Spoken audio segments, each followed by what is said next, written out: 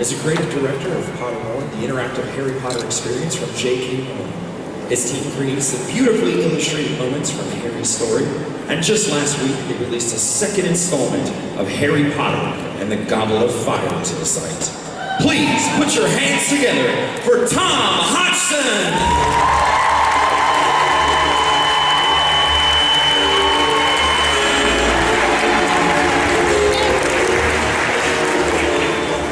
Good morning, everybody. Are we having a fun weekend? So first off, I start with an apology. For anyone on Twitter who got excited that Tom was doing a panel and thought this was Tom Felton, I am not he. Very happy to answer any questions about the films with my experience of watching them, which is probably quite similar to yours. Thank you very much for that warm welcome. My colleagues and I are really thrilled to be here. It's a slightly odd sensation to fly halfway around the world only to find locations from the United Kingdom, like Hogsmeade and Ollivanders, but that's the magic of Orlando for you. Are you all having a good time at the Harry Potter celebration? So, before we get started, can I ask how many of you have visited Pottermore.com? That's a lot of hands. Will you please keep your hand raised if you've had a wand to choose you at Ollivanders? Wow, that's very good. Keep it raised. Should have thought that bit through. Can I get a cheer if you've been sorted on Pottermore.com? Can I get some Gryffindor pride? Ravenclaws? Fellow Hufflepuffs, and last but not least, Slytherins. So on a personal note, we've been manning the Pottermore booth at the Expo, which I'll encourage you to check out. I must apologise to a Slytherin that I can see in the front row, as I made a few too many Hufflepuff pride remarks, and I want to go on the record to say all four houses have completely different characteristics, but are all equal in virtue. Let us all remember they've done their part. If I caused any offence, I apologise. But go Puffs. So, it may not come as a surprise to you, especially if you spend any time on Twitter, that some people are not exactly thrilled to be sorted into Hufflepuff. We get quite a bad rap, but I'm proud to represent the Badgers here today. We've got some very famous alumni in our house, including the celebrated author, adventurer and naturalist, Newt Scamander, author of Fantastic Beasts and Where to Find Them. The wand that chose me on Pottermore.com is made from dogwood, 14.5 inches, with a phoenix feather core. As J.K. Rowling reveals on Pottermore.com, dogwood wands often fail to produce non-verbal spells and can be rather noisy. Sadly, I couldn't get my wand past Homeland Security. But I hope some of you managed to bring yours with you. Has anyone got their wand with them? Wonderful. Now I know many of you are familiar with Pottermore.com, given the enthusiastic cheers and raising of hands. But for those of you who aren't, I thought I'd play this short video to give you an idea of what it's all about. Can we play the video, please?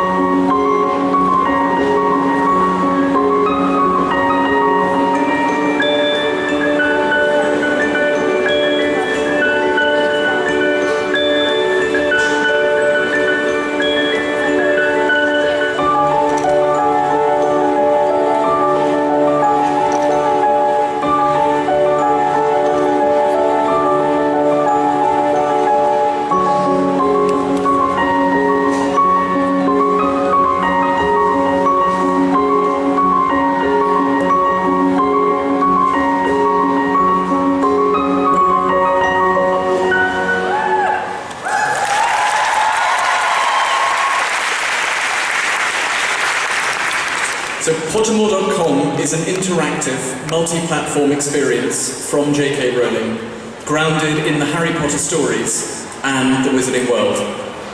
Harry's story is told through a series of illustrated moments depicting key scenes from the narrative, many of which contain exclusive new writing from J.K. Rowling. There are currently 153 moments live on the site, taking us from our first glimpse of Privet Drive after Harry has left there, through to the first task of the Triwizard Tournament. The most recent instalment of Harry Potter and the Goblet of Fire was released just last week, where we witnessed the dramatic arrival of the students from Beauxbaton, Durmstrang, and we got our first look at Rita Skeeter on Pottermore.com with the infamous broom cupboard interview. There are currently, can we go back one slide? Sorry, I got a bit enthusiastic there. There are currently over 50 entries of exclusive new writing from J.K. Rowling distributed across the moments on the site, covering diverse subjects including subplots, character backstories, and her thoughts on writing the books. These entries elaborate and expand on our knowledge of the Wizarding World, a world that, as you guys know better than anyone, has logic and rules and is rich in folklore and history. Now later on today I'm going to share some upcoming artwork from Harry Potter and the Goblet of Fire and also unveil some exclusive new content from J.K. Rowling that has never been seen before. But to begin with, I just want to go through some of the content that we have on the site to show you the depth of content that we have. And I'd like to share with you my 7 favourite facts about the magical world, facts that I have learned from these entries and which have only been made through Pottermore.com. I've picked 7 because of the number's significance in Harry Potter. The number of books, the number of Horcruxes, the number of Weasleys. I'm sure you guys know all of the 7s. But also because I don't have time to talk about 10. Whilst we're on the subject of numbers, did you know that it was a Hufflepuff, Bridget Wenlock, who discovered the magical properties of the number 7? I promise that's my last Hufflepuff Pride reference of the day. I promise. So the first fact I'd like to share with you concerns the Malfoy family. On Pottermore.com, we learned that the first Malfoy to arrive in England was Armand Malfoy, who was part of William the Conqueror's invading army in 1066 AD. We don't know whether he participated in the pivotal Battle of Hastings that you can see here via the Bayeux Tapestry, but it does make you wonder how King Harold got that arrow in the eye. What other events from the Muggle history books could have been interwoven with dark magic, do you wonder? Next up is the Hogwarts Express. We know from the books that the Scarlet Steam Engine departs from King's Cross at 11 o'clock every September the 1st. But on Pottermore.com, you learn how the Hogwarts Express entered magical service. It was Minister for Magic, Ottoline Gamble, who introduced the train by borrowing a Muggle steam engine. A mission which J.K. Rowling tells us required 167 memory charms, and the largest mass concealment charm ever performed in Britain. Before its introduction, students used to travel to school using a variety of means. Apparition, which as you can imagine didn't work out very well given the castle's various protections. Broomsticks. Can you imagine trying to transport a trunk on a broomstick? Maybe your balance is very good and you could do it. I know I would struggle. And portkeys. On to the Marauders map. This is, in my view, one of the most incredible objects in the books, and I don't say that lightly. After all, this is a world with deluminators, sneakoscopes, invisibility cloaks, time turners, and quick quote squills. Many of you would have, like me, wondered what magic its 4 creators used in its construction. So one of my favourite facts was learning that the map was made using the homunculus charm, which enables the possessor to track the movement of others. The 4th fact concerns Sicaduggan. Have we got any Sicaduggan fans in the house?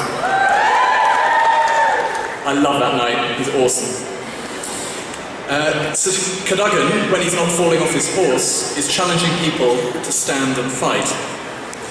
You may not have read about him in Muggle high school textbooks, but according to J.K. Rowling, Sir Cadogan features in wizarding versions of the Tales of King Arthur, alongside Sir Lancelot and the Knights of the Round Table. My fourth fact is that Sir Cadogan's greatest success, blowing up the Wyvern of Wye on his borrowed fat pony, was achieved with a broken wand. From knights to boggarts. I thought my boggart would be the same as Ron's, but being honest, it's probably talking to all of you here today, as there are so many of you. Boggarts play a key role in stories, of course, but you learn on Pottermore.com that a boggart also played an integral part in bringing about one of the most loved characters from the books. Well, I'm going out on a limb here, but I think you guys like Remus Lupin. So, it was on a mission to find what J.K. Rowling describes as a particularly vicious boggart in Wales that Lyle Lupin, Remus's father, met his future wife, Hope. I won't reveal any more about Remus's past if you haven't read the entry on Pottermore.com, but you're in for a treat, and possibly some tears. Who here cried whilst reading the Lupin entry on Pottermore? You guys are made of stone stuff. Oh, I'm still putting my hand in the air, I cried. So the final fact concerns colours. I particularly enjoyed the revelation that witches and wizards often make themselves known to other magical folk in public by wearing purple or green, and I can see evidence here that that's true. The observant among you might have noticed that that was only 6 facts, but I'm keeping the 7th one until later, if you'll permit me. Next up, I'd like to show you how we create a moment for Pottermore.com, and its journey from initial black and white sketch to the final splash of colour. Rather than showing you a moment that has already been released, I thought I'd take this opportunity to share with you a moment from the upcoming instalment of Harry Potter and the Goblet of Fire, in this video which we've made especially for you guys here today. Can we play the video, please?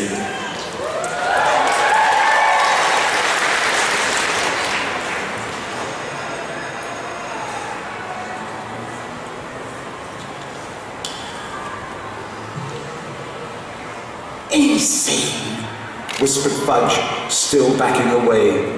Mad! And then there was silence. Madame Pomfrey was standing frozen at the foot of Harry's bed, her hands over her mouth. Mrs. Weasley was still standing over Harry, her hand on his shoulder to prevent him from rising. Bill, Ron, and Hermione were staring at Fudge. If your determination to shut your eyes will carry you as far as this, Cornelius, said Dumbledore, we have reached a parting of the ways. You must act as you see fit, and I shall act as I see fit. Dumbledore's voice carried no hint of a threat. It sounded like a mere statement, but Fudge bristled as though Dumbledore were advancing upon him with a wand. Now, see here, Dumbledore, he said, waving a threatening finger. I've given you free rein, always. I've had a lot of respect for you. I might not have agreed with some of your decisions, but I've kept quiet. There aren't many who'd have let you hire werewolves, or keep Hagrid, or decide what to teach your students without reference to the Ministry. But if you're going to work against me, the only one against whom I intend to work, said Dumbledore, is Lord Voldemort.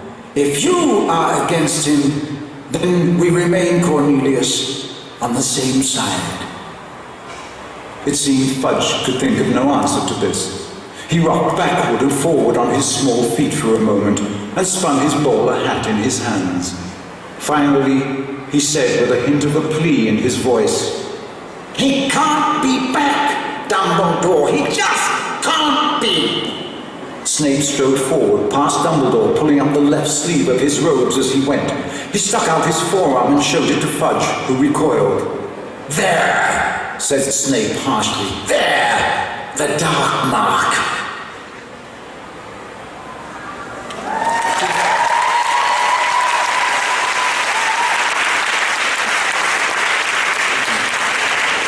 Glad you guys enjoyed that. That's a moment from chapter 36, which is in the upcoming and final installment of Harry Potter and the Goblet of Fire. As you can see, this is the moment when Snape reveals his dark mark to the still disbelieving Fudge. The audio you heard was Jim Dale's reading of the Goblet of Fire, which is available as a digital audiobook at the Pottermore shop. I love the way that he pronounces Voldemort, Voldemort. I think that's absolutely fantastic and probably accurate. You can also listen to the digital audiobooks at the Pottermore booth at the Expo throughout the weekend. You can also watch one of our artists working on some concept art from Book 5, including Graup, Thestrals and Centaurs, so you can see at the very earliest stage, you've gone from a finished moment there to the very earliest stage of the next book. So do come to our stand and come and meet the team. We'd love to meet you.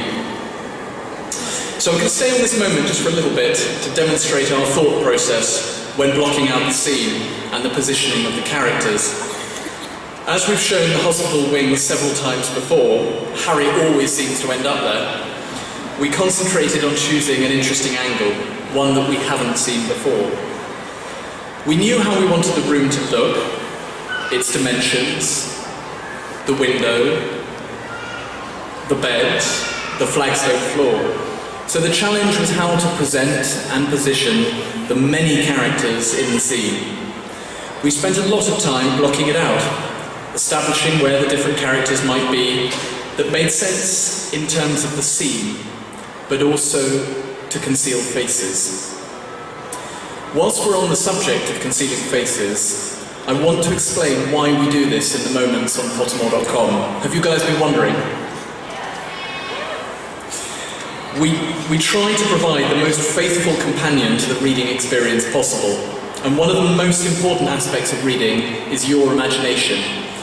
We don't feel it's our place to tell you exactly what Sirius Black, for example, looks like, or to contradict the vision that you might have of him in your head.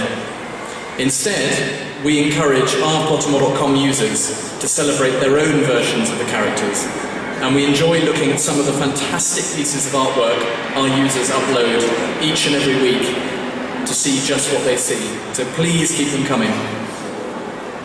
Back to blocking the moment. We painted two options for Bill, one on the bed and one on the edge of the scene. After some debate, we decided that the bed wasn't the way to go, as the bedside was getting very crowded, with Bill, Sirius and Harry all jostling for space. We moved Madame Pomfrey because she was obscuring Bill's ponytail, his defining visual characteristic, you might say, and once Harry's positioning was correct, we could place Padfoot in a protective pose. I'd like to take you behind the scenes of another moment that is currently live on Pottermore.com. It's called The Weasleys Arrive, and it depicts the moment when, as you might imagine, the Weasleys arrive. They arrive to find the fireplace boarded up at number 4 Privet Drive, and this was voted one of our users' favourite moments from the first instalment of Goblet of Fire. It's probably worth saying a few words about how we choose the moments to depict in the first place. Like you guys, everyone at Pottermore is a passionate Harry Potter fan, and choosing moments is the subject of much heated discussion in our office, as each of us has our own favourite characters, sequences, places that we want to depict. It hasn't yet come to blows, but we create a long list of options and weigh each potential scene against various criteria, from its relative importance in the narrative. For example, if we thought of omitting the Triwizard Tournament from Goblet of Fire, I imagine you guys would have something to say about it.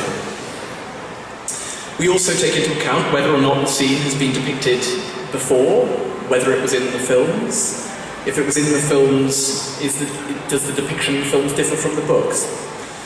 And how visually compelling it will be, and the possibilities it offers for interaction.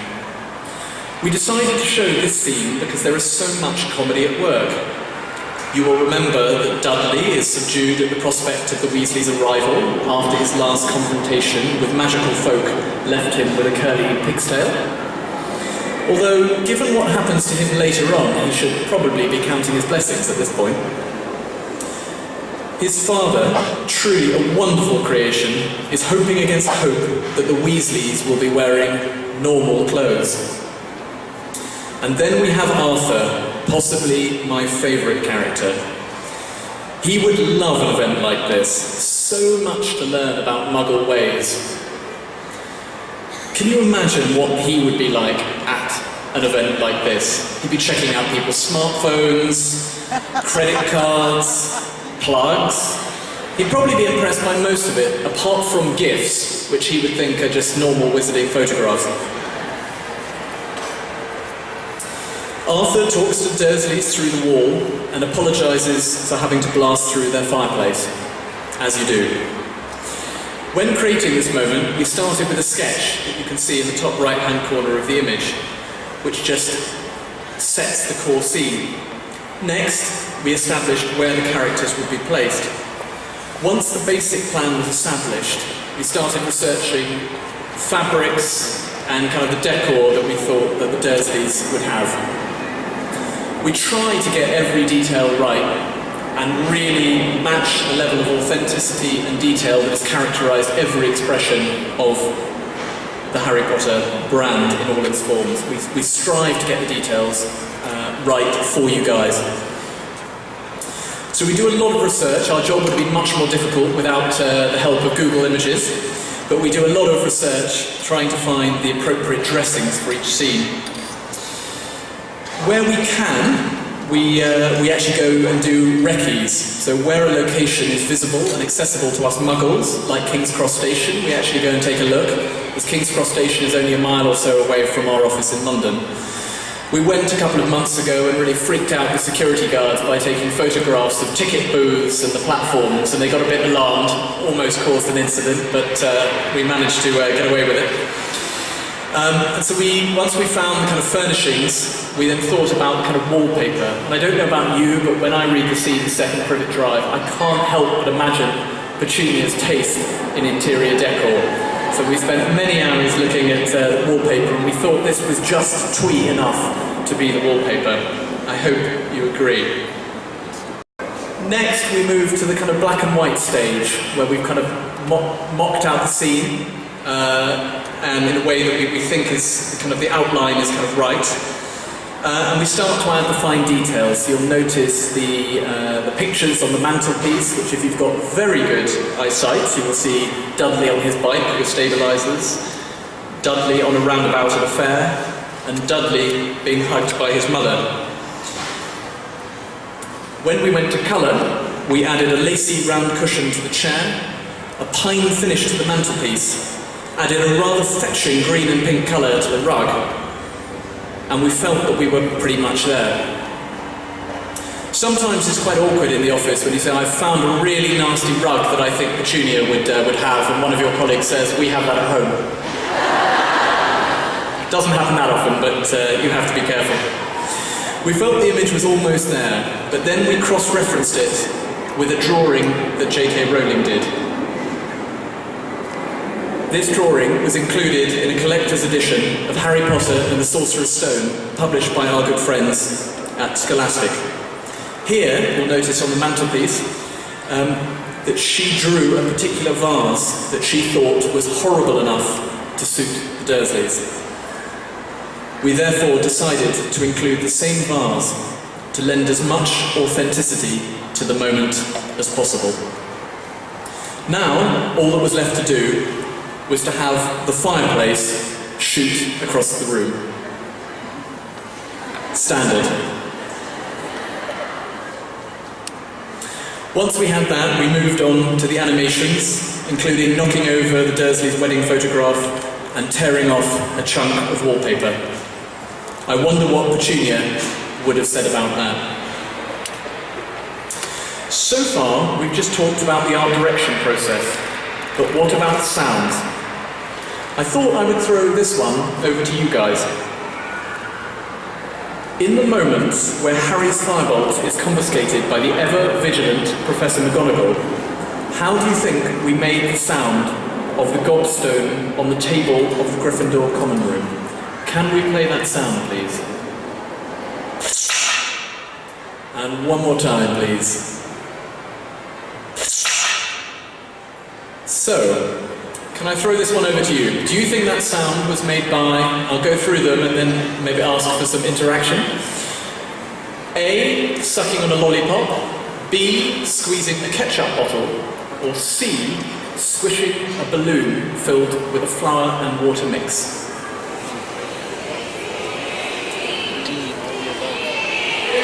Oh, you've gone straight there, so well done, guys. That's very good. The second one, can you guys remember this moment from Pottermore? A spider crawls down a thin web. Can we play that sound, please? How about this one? A, scribbling on a piece of paper with a fountain pen and then tweaking the pitch. B, pulling dental floss over teeth and twanging it. Or C, plucking banjo strings. Who thinks it's A? B? Or C? It's quite even, but I think there was probably more votes for B, and I'm afraid to say B is right, so you've knocked it out of the park, got 2 out of 2 right. I was hoping there'd be a bit more suspense then, but you guys are so good that you got that both right. I said earlier that I was keeping the 7th fact back. The 7th fact about the magical world. The final fact I wanted to share is that tomorrow is Gilderoy Lockhart's birthday. So give me a cheer if you're a fan of the 5-time winner of Witch Weekly's Most Charming Smile Award. And give me a boo if you're not. Well, as we learn on Pottermore.com, he once sent himself 800 Valentine's Day cards. He carved his signature in 20-foot-high letters on the Quidditch pitch, and if he knew this many witches and wizards were gathered here, he would undoubtedly assume it was to celebrate his birthday. Well, quite a lot of you said you weren't fans of Gilderoy Lockhart, so am I assuming you don't want to hear some exclusive content from J.K. Rowling about this former Hogwarts teacher? You don't have to play it. Well, I have a treat for you today with some information you certainly won't have heard before. You've been politely listening to me for ages, but you really should accept no substitutes. I'm delighted to present 3 audio clips from J.K. Rowling herself on the subject of Gilderoy Lockhart. So, without further ado, can we play the clips from J.K. Rowling, please? Gilderoy Lockhart isn't his pseudonym. Gilderoy Lockhart is his name. And I think that says something about his mother, who was very ambitious for her son and encouraged him in the belief that he was a remarkable person. Gilderoy is quite a flashy name, I think. So Gilderoy Lockhart was the only child in his family who showed any magical ability, so he was very proud of himself in going off to Hogwarts, and he was sorted into Ravenclaw House. Though I think people will be unsurprised to hear that I think he narrowly escaped Slytherin, but he scraped into Ravenclaw.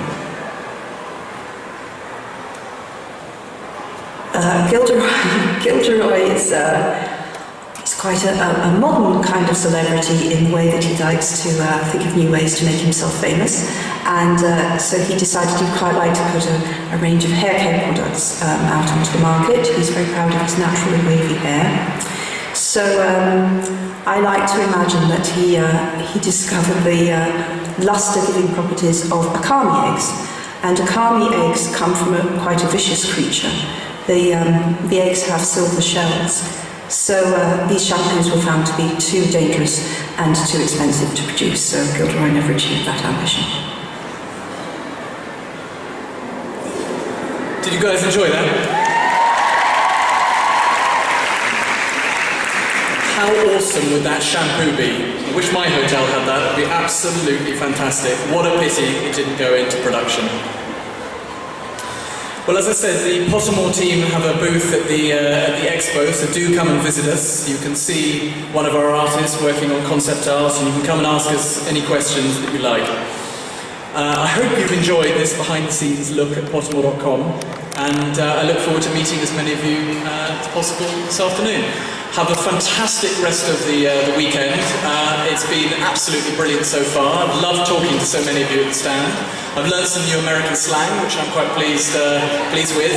Legit, which is not really a concept we have. So I thought the earlier panel was fully legit. Can I get away with that? Is that correct usage? So if you come and find us a bit later, but thank you very much for your attention, your support for Pottermore. There's loads of new content coming out over the coming months and years, and we really try and make it as good as we can for you guys. So have a wonderful weekend. Thank you for your attention, and enjoy yourselves. Ladies and gentlemen, Tom Hodgson!